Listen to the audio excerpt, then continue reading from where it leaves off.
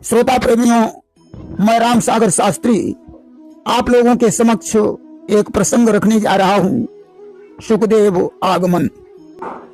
देखिए, परीक्षित जी ने ऋषियों से अपनी मुक्ति का उपाय पूछा तो किसी ने कहा दान करो, किसी ने कहा तीर्थाटन करो, किसी ने कहा यज्ञ करो, किसी ने कहा पूजन करो, किसी ने कहा मंत्र का जाप करो।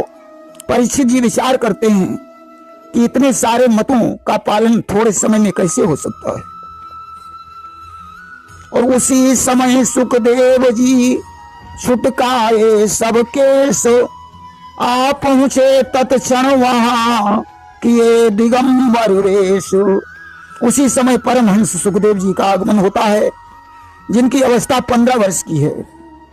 सभी छोटे बड़े ऋषियों ने उठकर उनका सम्मान किया। व्यास जी ने भी उठकर सम्मान किया। राजा परीक्षित को शंका बन गई कि पुत्र तो अपने पिता का सम्मान करता है, परंतु यहां पर सुखदेव जी के पिता व्यास जी और उनके बाबा पराशर स्वयं उठकर सुखदेव का सम्मान कर रहे हैं। परीक्षित ने जब ये बात ऋषियों से पूछी तो पराशर ने बताया कि सांसारिक नाते से सुखदेव जी हमसे छोटे हैं, परंतु ज्ञान मार्ग में सबसे बड़े हैं। सुखदेव जी परमहंस हैं, ज्ञानी हैं। आज राजा परीक्षित ने सुखदेव जी के चरणों में अपना मस्तक रख दिया, विधिवत पूजा की और 2 प्रश्न पूछे। देखिए, प्रश्न पूछने के 4 कारण होते हैं। विवादार्थ, वक्ता की परीक्षा हेतु, अपनी बुद्धि की चतुरता हेतु और संदेह निवृत्ति हेतु। तथा भक्त भी 4 प्रकार के होते हैं, अर्थार्थी, आर्त, जिज्ञासु और ज्ञानी। यहां परीक्षित जी जिज्ञासु हैं और संदेह निवृत्ति हेतु प्रश्न पूछ रहे हैं। परीक्षित जी का पहला प्रश्न था कि जीव को सदा सर्वदा क्या करना चाहिए। दूसरा प्रश्न यह था कि जो थोड़े समय में मरने वाला हो उसे क्या करना चाहिए। सुखदेव जी बोले कि बरी याने सुते प्रश्न कृतो लोकहितम रपो। बरी यानेषु यानी श्रेष्ठेषु। हे राजन, लोकहित के लिए किए हुए तुम्हारे प्रश्न श्रेष्ठ हैं। कलयुग में मुक्ति प्राप्त करना श्रद्धा के ऊपर निर्भर होता है। जो भगवान का सेवक है या भक्ति उसकी चाकर है, कि कलयुग में शांति मुक्ति पाना श्रद्धा के ऊपर निर्भर है। जो उनके सबका किंकर है, यह भक्ति उसी की चाकर है। राजन, कुछ ऐसा अचल अनित है असर नाम की शक्ति में। है 7 रोज का समय, बहुत क्षण भी न लगेगा मुक्ति में।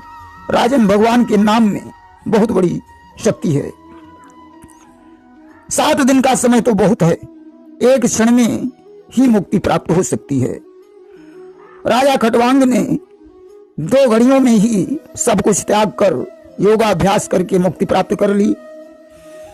राजन, तुम अपने हृदय में भगवान श्री कृष्ण का ध्यान धरकर श्रीमद् भागवत की कथा सुनो। ज्यों ही ऐसा कहा, राजा के मन से तक्षक के डसने का भय समाप्त हो गया। देखिए, भागवत की कथा में श्रोताओं के पाप के 3 टुकड़े हो जाते हैं। एक भाग तो कथा सुनने का विचार बनाने से ही नष्ट हो जाता है। दूसरा भाग कथा प्रांगण में आने से नष्ट हो जाता है और तीसरा भाग कथा सुनने से नष्ट हो जाता है। हमने आपको पहले भी बताया है कि कथा श्रवण करने से 5 फल प्राप्त होते हैं। निर्भयता, निसंदेहता, हृदय में प्रभु का साक्षात प्रवेश, सभी में भगवत दर्शन और परम प्रेम। आज परीक्षित निर्भय होकर बोले कि ब्रह्मन, धारणा किस साधन से की जाती है, किस वस्तु में की जाती है और किस प्रकार की जाती है, उसका क्या स्वरूप है जो शीघ्र ही मनुष्य के मैल को मिटा देती है।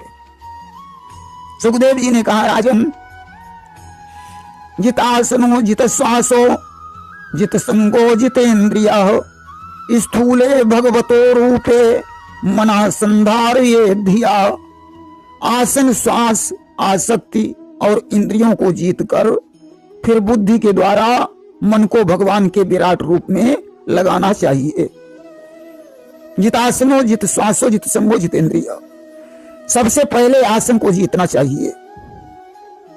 पद्मासन आदि किसी आसन को लगाकर एक आसन पर बैठे रहना ही आसन को जीतना है।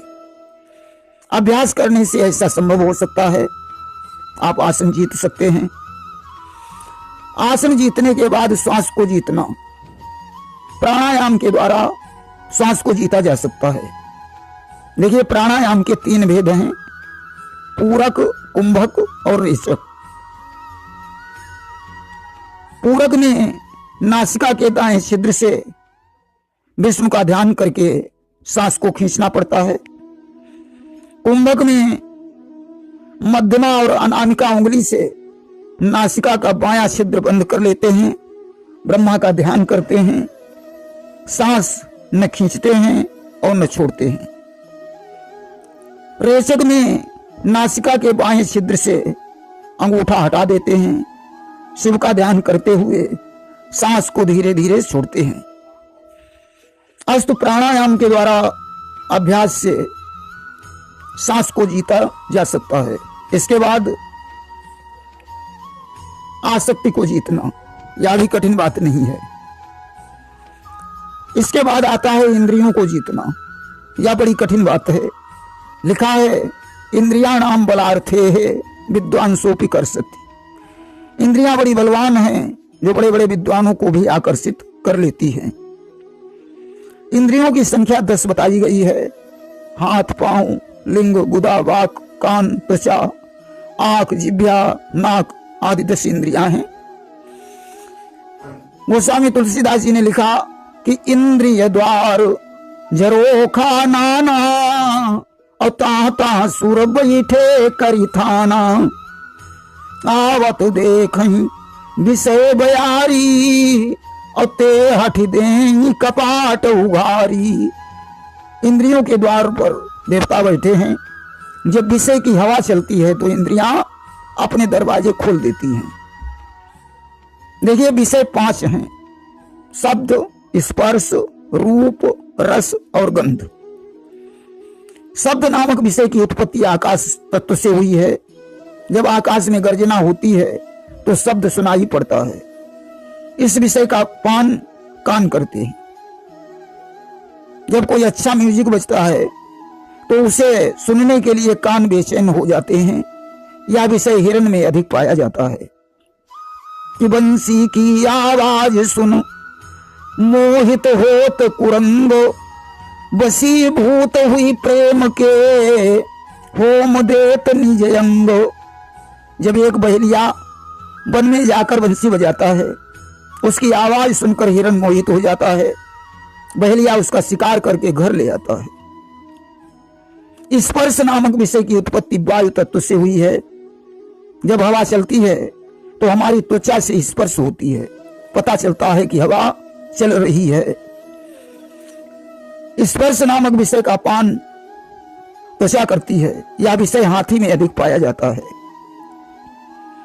हाथी पकड़ने वाले लोग हाथी पकड़ने के लिए जाते हैं, एक गड्ढा खोद देते हैं, उसके ऊपर कागज का एक हाथी बनाकर खड़ा कर देते हैं।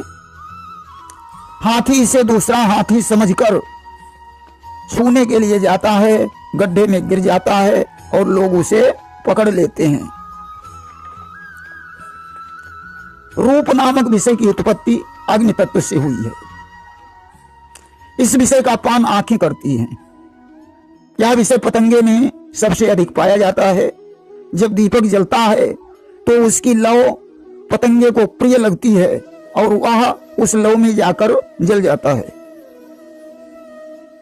रस नामक विषय की उत्पत्ति जल तत्व से हुई है। अभी किसी खाने पीने वाली अच्छी वस्तु का नाम लेते हैं तो मुंह में पानी आ जाता है। इस विषय का पान जिह्वा करती है। रस नामक विषय मछली में अधिक पाया जाता है। केंचुए को कटिए में चुभाकर लोग डाल देते हैं। मछली उस केंचुए का रसा स्वादन करने के लिए आती है और कटिए में फंस जाती है। गंध नामक विषय की उत्पत्ति पृथ्वी तत्व से हुई है। तर्क संग्रह में लिखा है, तत्र गंधवती पृथ्वी सा दुविधा नित्यानित्याश्च। जब फूल खिलते हैं तो उनकी महक पृथ्वी पर फैल जाती है। इस विषय का पान नासिका करती है। यह विषय भंवरे में अधिक पाया जाता है। एक बार एक भंवरा पराग लेने के लिए एक कमल के पुष्प पर जाकर बैठ गया। सूर्यास्त के बाद कमल की पंखड़ियां बंद हो जाती हैं।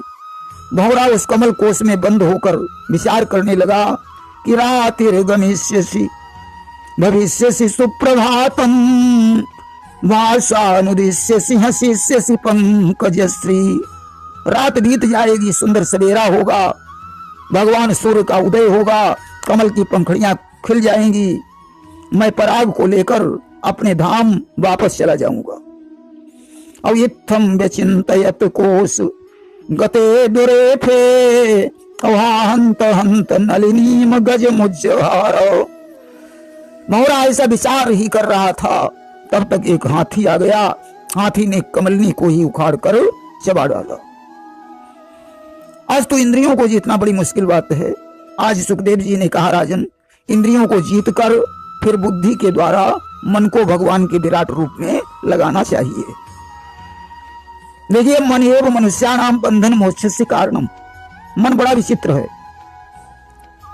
यही मनुष्यों के बंधन और मोक्ष का कारण है। इसकी गति बड़ी प्रबल है कि जेती लहर समुद्र की तेती मन की दौड़। मन का प्रतिरोध करना बड़ी कठिन बात है। सुखदेव जी कहते हैं, राजन, इंद्रियों को जीतने के बाद बुद्धि के द्वारा मन को भगवान के विराट रूप में लगाना चाहिए। देखिए कैसा है भगवान का विराट रूप कि पाताल में तस्य ही पाद मूलम। पाताल विराट स्वरूप के तलवे हैं, उनकी एड़ियां और पंजे रसातल हैं, दोनों गुल्फे महातल हैं, उनके पैर के पिंडे तलातल हैं, दोनों घुटने सुतल हैं, जांघें बितल और अतल हैं, पेड़ू भूतल है, उनकी नाभि आकाश है। गोस्वामी तुलसीदास जी ने लिखा कि पग पाताल और शीश अजधामा अपर लोक अंग अंग विश्रामा। सुखदेव जी ने कहा, राजन, पहले अपना मन भगवान के विराट रूप में लगाओ और फिर मन को उस कमल में लगाओ जो प्रलय काल के समय विराट पुरुष की नाभि से निकलता है। तब तुम्हें भगवान का सूक्ष्म रूप दिखाई देगा।